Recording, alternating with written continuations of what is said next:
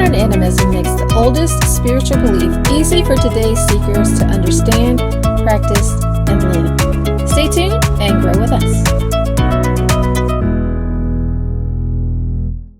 Hello, beautiful people. Welcome to Modern Animism, the podcast that talks about living the animist lifestyle. I'm your host, Laura Giles, and today we're going to be talking about the Akashic Records. For those of you who are not familiar with the Akashic Records, it's the spiritual cloud where all information about every person's life is stored. It's the record of every thought, word, and deed from the beginning of time. I first heard about it through the writings of Edgar Cayce. I believe the first person to speak of it in those terms was Madame Blavatsky, the founder of the Theosophical movement in the 1800s, but I believe the idea is older than that. So, it's not specifically animist, but it's not anti-animist either. Today I'm going to be speaking with Inga Kastrone, who is an energy therapist, a spiritual alchemist, and a healer with a master's degree in philosophy and sociology and a diploma in biomancy, a groundbreaking earth-based holistic healing and living practice. She's also an Akashic Records reader and teacher of sacred dance. Before we listen to what Inga has to say about the Akashic Records, let's give gratitude. Acknowledge and thank the element of earth for giving us a foundation to stay stable, strong, and balanced. I thank you for the food that nourishes our bodies, the shelter that keeps us safe, and each other for companionship. I acknowledge and thank the element of air for allowing us to speak with each other and the ancestors in the other world. I acknowledge and thank the element of fire for our desire to create, the destruction that helps life to renew, and for the responsibility that helps us to create positive, beneficial things rather than selfish, ugly things. Acknowledge and thank the element of water for helping us to flow with life rather than against us. When times are tough, it can be hard to surrender and remember that we are part of life and we can trust our connection to the spirit to carry us when we can't walk alone. Acknowledge and thank the plant, animal, mineral, and human brothers and ancestors who make our time here possible. I appreciate you. And I appreciate our listeners for tuning in each week. If you like the channel, hit that subscribe button and get notified when we post another episode. All right, let's talk to Inga. Welcome, Inga. Thank you for chatting with me today. Yeah, it's an honor to be here. So you're here to talk about the Akashic Records. So can we start by hearing how you became an Akashic Records reader? Sure, yes. So it's an interesting story as far as all stories of self-discovery go.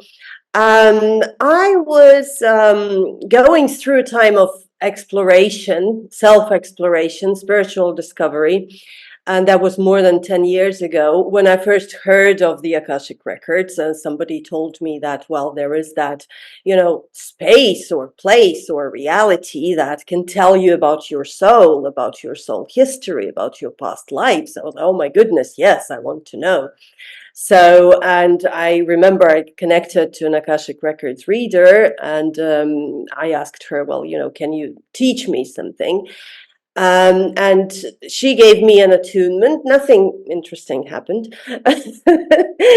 But I liked the feel of it. And I thought, wow, I could work with that.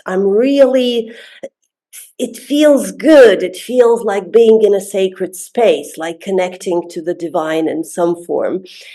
And that's what got me hooked. At the time I was studying sociology, then I went on to teach, so it was fairly mundane jobs, and a very, very secular world. I certainly had no intention of becoming an Akashic Record reader myself. That would have been very strange, I think, to anyone I knew. I was hoping for a career and something real, right? Had a regular job, traveling, etc. But I guess once I started, I couldn't stop. And at the time, then I took a training course when I lived in the US. And suddenly I got all of those people wanting to work with me. And I thought, you know what? I'm just going to leave everything, move to an island in the Mediterranean, and attempt to be an Akashic record reader, because I feel that it connects me to the spiritual part of me that always wanted an expression but just couldn't find it. And basically that's how I ended up being an Akashic record reader. I left everything and started a new life. If So that makes sense. you mentioned an attunement. It's funny too that you said nothing really happened. So I've had an attunement too, and I felt like nothing really happened. Can you talk about that? So if nobody's, if somebody's out there and they're like, "What's this attunement thing?" Can you tell us about that?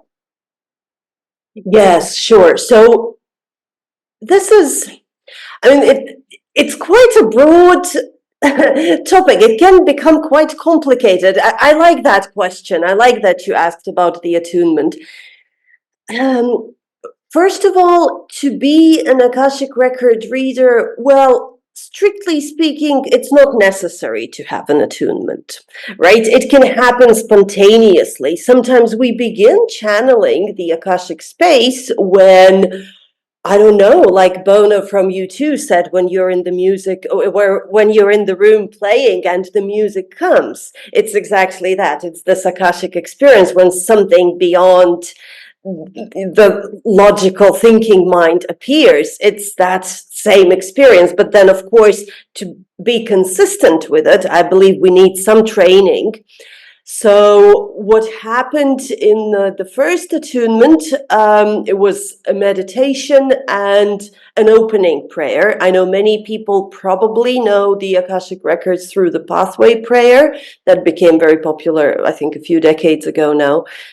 And that's one way of connecting, but there are a lot of those channeled prayers. So basically, a healer or a practitioner receives their own prayer or an opening sequence to ask to be connected to that space.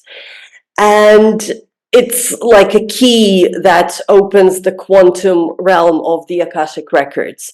So I tried several versions of it, but eventually what really made things move for me was my own work, like spending the energy and time in that place. So an attunement in itself, it can be very eye-opening for some people, I suppose, but it was, for me, perceptible only as a shift in energy. Like, yeah, I know something happened, but what do I do with that? Yeah. So I needed a teacher to teach me to ask questions as well, because I didn't know you had to ask questions. I thought you just say a prayer and then, just those cosmic books start dropping at you and bombarding you with information. Well, So how has your life changed as a result of working with the Akashic Records? yeah. It changed a lot, but at times I didn't attribute it to the Akashic records. Um, I think when you connect to this space, so maybe first of all, let me define the Akashic records the way I understand them. And for listeners, if people are wondering, well, what on earth is she talking about? The way I understand the Akashic records, it has also expanded, because in the beginning, as I said, I just thought, okay, well, that's some magical space that psychics go to and they get all their information, so now I'm going to know everything about everything. I see the records now as a field, like a quantum realm, which exists everywhere. It's in time and it's beyond time, and it's even in our bodies. Our bodies have a connection to the Akashic records through the cellular memory, through those morphogenetic fields that people talk about. I believe it was Rupert Sheldrake who wrote that book about morphic resonance and those fields that shape our reality. So to me, it's more like a quantum space. And of course, when you open yourself to this, it's a huge expansion that the body feels, that your energy connects to, but the mind may take quite a long time to catch up. And I think that's what happened to me, like through my trial and error of exploring the records. And so what happened over time is, of course, I became more attuned to it. I remember my first couple of times trying to read the records for others, I would just fall asleep because it was too much. I'd go for half an hour and then I'd feel so tired and I needed to take a nap for 30 minutes to recharge. So it's a sort of an energetic expansion, and the way my life changed through it, I became more aware of those more subtle energies. And sometimes it was challenging because I had to change my life. I mean, okay, I left the security of a secular job and pension plan and whatnot, and was sitting on an island doing, well, for some people, like, how do you explain? I read the Akashic records. Yeah, what is that? Well, it's a quantum space. All right. Okay. So of course it requires courage, right? And a certain ability to face yourself, face my own fears and limitations. Like, can I actually do that? And of course it's a work in progress, so I keep changing, but I feel that the space, the akasha itself, it keeps challenging me and healing and transforming, challenging my ideas, like keeps dragging me into new places, higher and deeper, just seeing interconnectedness of all things. That's the latest magic that happened for me, that I'm seeing how we are actually not separate from anything else, that we are all interwoven together, not just humans, I mean, but the whole web of reality is so interconnected. So maybe to sum up, I'd say it helped me see the magic in the most mundane things. I think that's interesting because so I grew up with non-traditional spirituality, and that was just a baseline. And when people would find out that I was a card reader, for example, they would want to ask me, well, can you do my cards? And it was about stuff like relationships, usually. How can I make more money? How can I get past this block? Um, Things that really have to do with success and happiness, which who doesn't want success and happiness? But it sounds like what you're saying is that this has nothing to do with that, and that's not really the measure that you're using for, or what this thing is all about.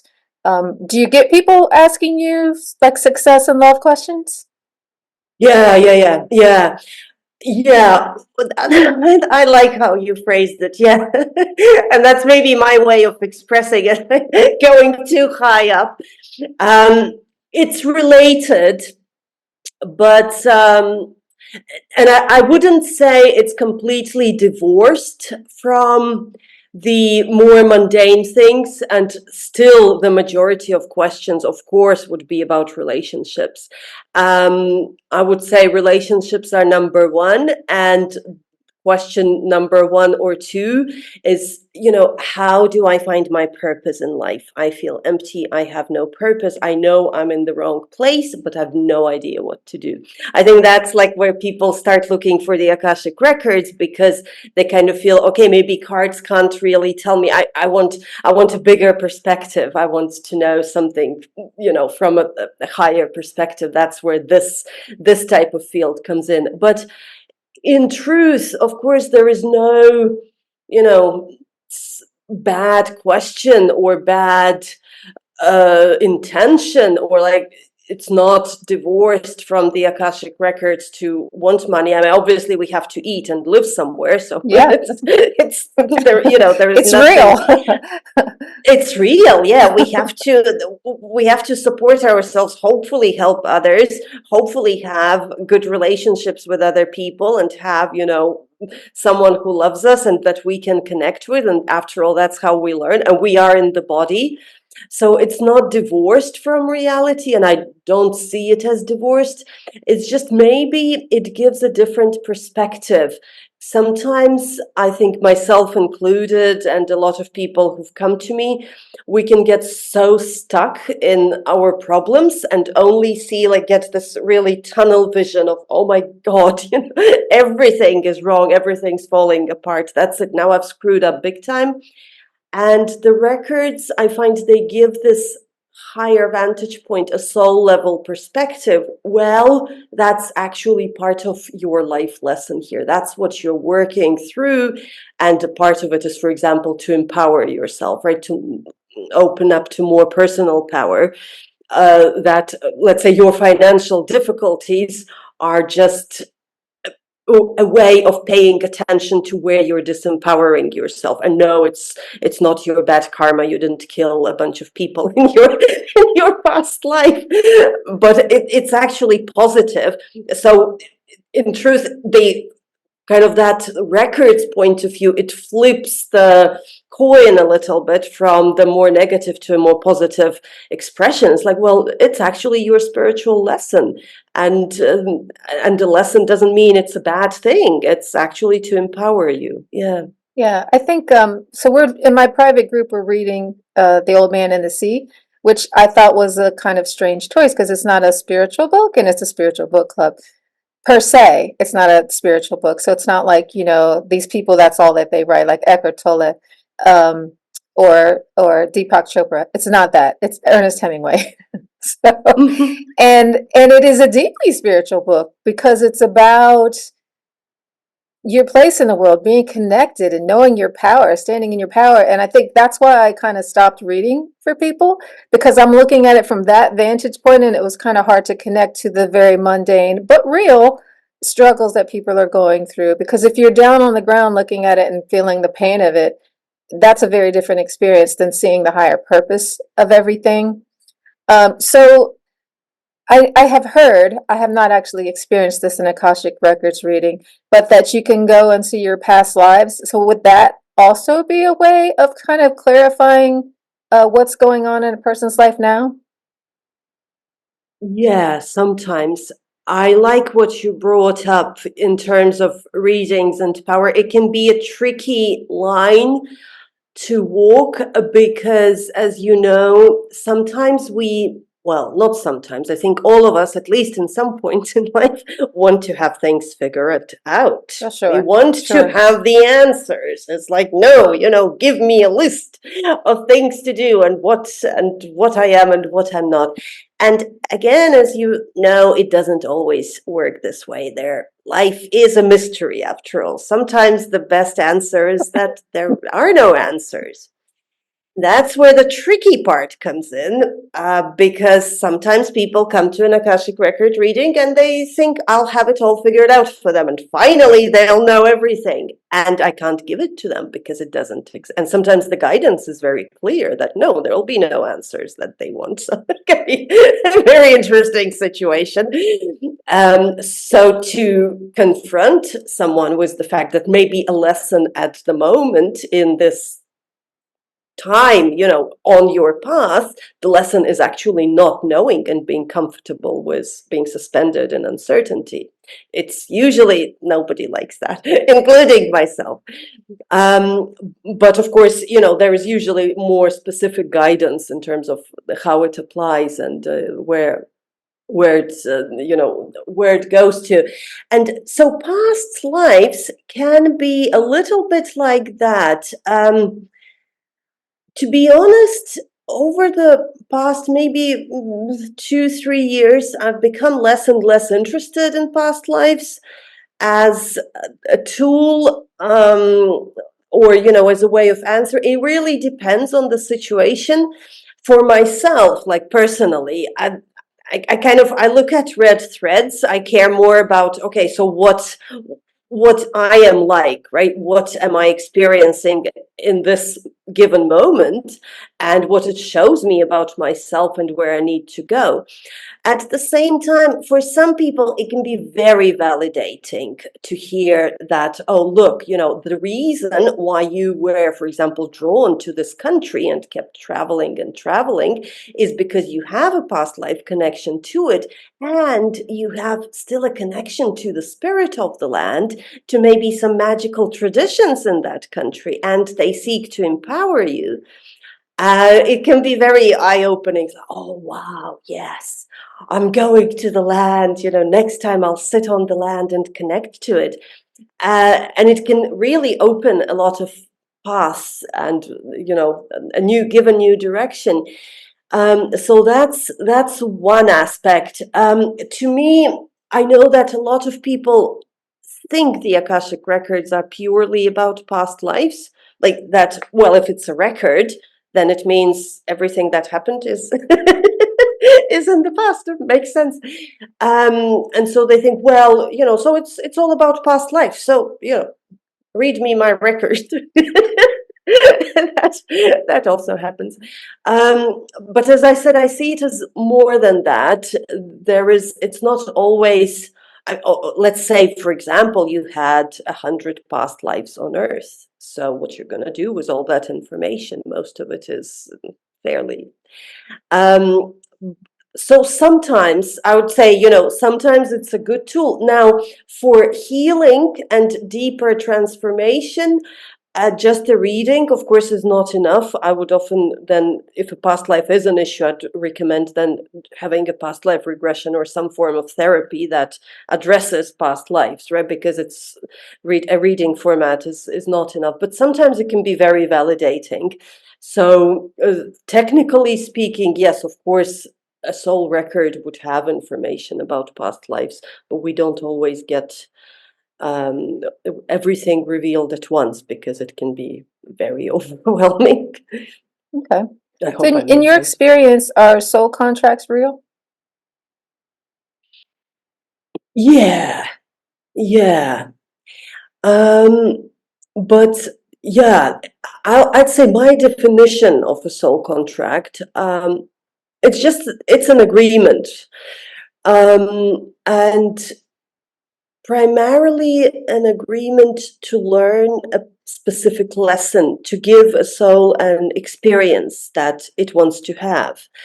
For an example, to give an example of maybe that's not something most people think about, but you can have a contract also with a place or an inanimate object or a substance. Say, for example, that quite literally, you can have a soul contract with alcohol to become an alcoholic, and then healing that would be a big part of your spiritual journey and evolution in this life. But it's difficult to see it like this in the process, right? So sometimes, and it may not be for someone in someone's best interest to even address that when they are in the process, because that level of detachment is not really serving when you're trying to heal. But those are also soul contracts, in that we are tied to them. Those are part of life agreements, kind of those broad brushstrokes. But just kind of to give a disclaimer here, we always have a choice. Like, those contracts exist, but our path is how we respond to what we're given, right? So you can have a soul contract, let's say a relationship, someone is your deep soul connection, but they can dig their heels in and run away and get scared. So a soul contract, I mean, it's not like a predetermined life where something must go a certain way. It's the responses that matter. Yeah, in my experience, that's how I see it. So it's kind of those broad brushstrokes of life path. Okay. So if somebody made a soul contract, say I made a soul contract with alcohol, and I'm like, okay, I'm fed up with this. I want to rescind my contract. Can that be done? Yeah, yeah. That's, well, yes and no. It depends. In this case, I'd interpret it that is your soul contract. the substance itself is your teacher, right? So your soul contract is not to be a hopeless alcoholic. Your soul contract is Yes. how you choose to how you choose to respond to it. Um, and I think I know the background for this question as well, because in terms of relationships, a lot of people ask, let's say, okay, well, this relationship is not working. Like, this guy is horrible, and I just can't get him out of my life. Can we annul the soul contract? Can we just erase it forever? Well, not really. We can't erase the soul contract in this sense, but what we can do is flip it.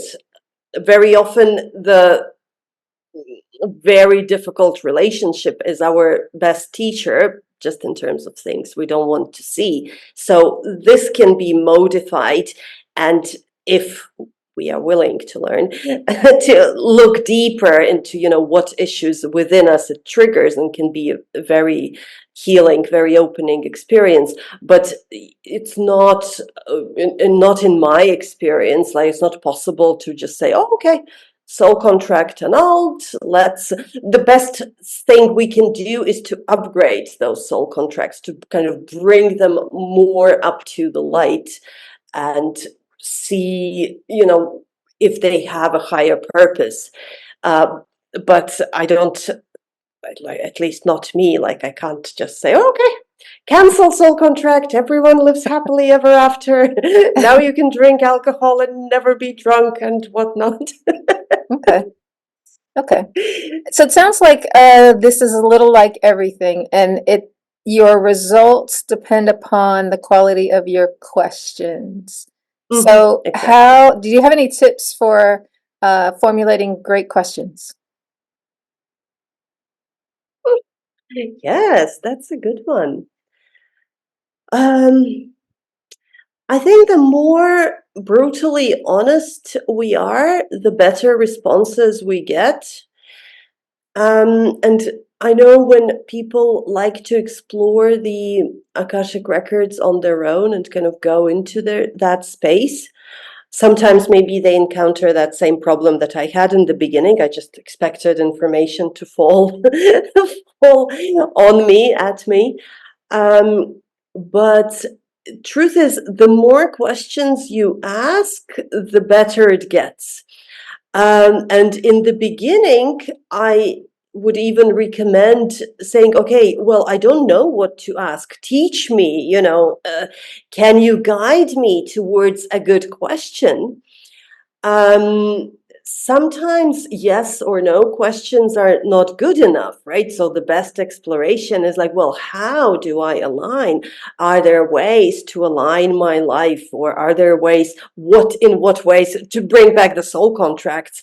In what ways can I make the soul contract work for me instead of against me? And what is the lesson behind this? Now, there is another aspect here, in that not all our knowledge, in my experience, comes from the thinking mind, from the rational Yeah. brain, and the answers don't always come in forms of coherent sentences and words. For some people, they do. Yeah. For some people, they don't. And sometimes they come in forms of colors or shapes or energies. That's how for example, I discovered that, I had a gift of healing in that space, because I could connect a person to healing energies from that higher level. Um, and it's not verbal, it's not something that you can even explain. It's like, well, let me connect you to the land, for example, to the ancestors, to the, I don't know, a green light that wants to come and purify your channels in the body. It's been all kinds of interesting channelings. So sometimes it's very non-linear and non-verbal, and sometimes one person's experience would be that they ask questions, but what they are receiving is energy, sensations, feelings, right, colors. And we have to allow for that, because everyone is so different. And that's why I'm saying maybe the best question to start with is like, well, teach me, teach me to ask good questions. Well, can you show me, teach me, make me feel, have me experience, and just ask as much as possible, but with curiosity and as much as possible, as much as available, detachment. It's like, if usually that state, oh my God, I'm desperate, I really need help, I need the answer now or I'm gonna die, that doesn't work. Not for me, at least. Okay. So if somebody is now so excited and they can't wait to book a reading with you and learn more, how do they get in touch with you? So I have a website, healing-radiance.com, where they can, read more and maybe read my blog and some more description in terms of what the Akashic records are and what we can actually look into. And so Akashic record readings is a part of it. You can see it on the menu, and the reading can really take a variety of formats. There is no set form because different people are interested in different things, and I like to keep it, fairly open so as to really make it a session that can answer your questions, not my not my questions. Yeah. So yeah, so healing radiance. That's my website, so you can find me there. Awesome. Well, thank you so much for being here, Inga. I appreciate you.